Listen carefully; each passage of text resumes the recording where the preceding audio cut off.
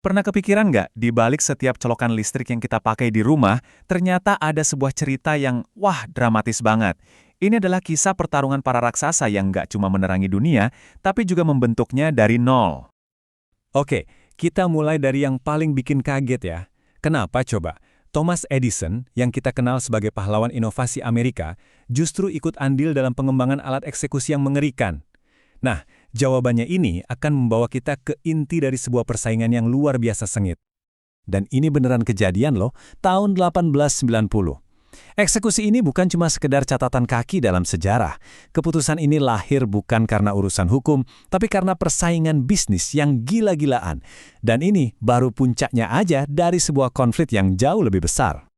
Yah, kursi listrik itu ternyata cuma pion, cuma alat dalam sebuah perang bisnis yang jauh lebih besar, yang dalam sejarah kita kenal sebagai Perang Arus. Biar gampang ngertinya, kita harus kenal dulu nih dua jagoannya. Pertama, ada listrik DC atau arus searah. Bayangin aja air di selang, ngalirnya lurus terus. Nah, lawannya AC atau arus bolak-balik, itu kayak air di selang yang geraknya maju mundur. Perbedaan sesimpel ini, tapi justru ini yang jadi pemicu perang besar yang mengubah segalanya. Latar waktunya itu di akhir tahun 1880-an. Semuanya dimulai tahun 1880. Pas Edison sukses besar nerangin Manhattan pakai DC. Tapi di tahun 1886 muncullah penantangnya, Westinghouse dengan teknologi AC. Hanya dalam beberapa tahun, persaingan ini memanas jadi salah satu perang korporat paling brutal dalam sejarah. Oke, kita kenalan dulu sama petarung pertama. Siapa lagi kalau bukan sang superstar dunia penemuan, Thomas Edison. Nah, yang perlu kita tahu soal Edison, dia itu bukan cuma ilmuwan yang ngutak-ngatik di lab. Dia itu pebisnis ulung dan jujur aja kadang-kadang kejam. Dia tahu cara bikin barang, tapi yang lebih penting, dia tahu banget cara menjualnya ke seluruh dunia. Tapi sistem DC-nya Edison ini punya satu kelemahan fatal.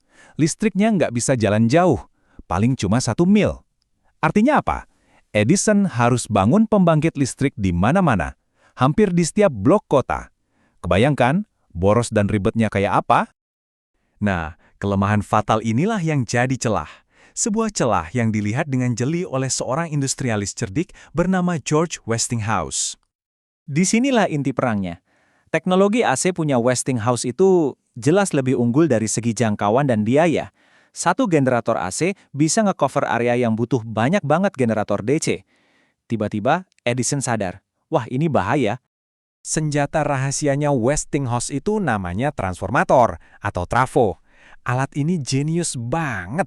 Bisa nurunin tegangan listrik AC yang tinggi jadi aman buat dipakai di rumah-rumah. Nah, gara-gara trafo inilah AC bukan lagi cuma konsep, tapi jadi ancaman yang sangat nyata buat kerajaan bisnisnya Edison. Dihadapkan dengan teknologi yang lebih baik, apa yang Edison lakukan? Bukannya berinovasi, dia malah main kotor. Dia meluncurkan sebuah kampanye yang basisnya cuma satu, rasa takut. Dan ini beneran gila loh, dia bikin pertunjukan publik nyetrum binatang, anjing, kuda, bahkan sampai seekor gajah, semuanya pakai listrik AC dari Westinghouse. Tujuannya cuma satu, nunjukin ke semua orang kalau teknologi saingannya itu mematikan. Media pun dia manfaatin. Dia bikin narasi seolah-olah AC itu sama dengan kematian. Tujuannya jelas bikin masyarakat takut dan nggak mau pakai teknologi Westinghouse. Tapi di tengah perang dua raksasa ini ada satu lagi pemain kunci. Seorang jenius yang sering dilupakan. Yang ironisnya dulu pernah kerja buat Edison sendiri. Namanya Nikola Tesla. Jadi ceritanya, pas masih kerja sama Edison, Tesla ini udah punya ide brilian soal potensi AC. Tapi Edison, wah dia nolak mentah-mentah. Malah dia ngerjain Tesla soal bonus $50.000 yang dijanjikan. Katanya Tesla nggak ngerti humor orang Amerika. Sakit hati kan? Ini momen paling kelam buat Tesla. Kecewa, bangkrut, dia sampai harus kerja jadi penggali parit buat bertahan hidup. Dan yang paling ironis, parit yang dia gali itu dipakai buat masang kabel DC-nya Edison. Kebayang nggak sih? Tapi justru di saat paling susah itulah Tesla nemuin solusinya. Waktu itu, masalah terbesar AC adalah bisa sih buat nyalain lampu, tapi nggak bisa buat muterin motor di pabrik.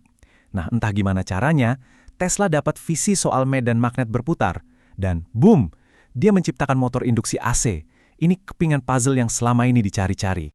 Dan dengan penemuan satu ini, peta peperangan berubah total. selamanya. Westinghouse yang emang visioner langsung sadar betapa jeniusnya penemuan Tesla. Beda banget sama Edison. Tanpa pikir panjang, dia beli semua patennya dan ngajak Tesla gabung. Aliansi impian pun terbentuk. Jadi resep kemenangannya itu kombinasi maut, infrastruktur dan modal dari Westinghouse plus kejeniusan motor dari Tesla. Gabungan ini bukan cuma bisa nerangin kota, tapi bisa menggerakkan seluruh roda industri. Sistem DC Edison jelas nggak ada apa-apanya. Dan paku terakhir di peti mati sistem DC, itu adalah proyek super besar di air terjun Niagara. Westinghouse dan Tesla menang kontraknya. Ini jadi bukti ke seluruh dunia kalau AC itu bisa diandalkan untuk skala raksasa. Skala yang dulu cuma mimpi. Ya, akhirnya Edison nggak bisa ngelak lagi. Dia menyadari kekalahannya dan pelan-pelan cabut dari bisnis listrik. Perang arus pun selesai. Jadi, oke, AC menang. Dunia kita sekarang ditenagai olehnya. Tapi ceritanya nggak selesai di situ. Edison, si pebisnis ulung, dikenang sebagai pahlawan. Sementara Tesla, sang visioner sejati di balik semua ini, sering banget dilupain. Ini ninggalin pertanyaan buat kita kan? Sebenarnya, apa sih yang lebih penting buat masa depan? Jago jualan atau punya visi yang benar-benar mengubah dunia?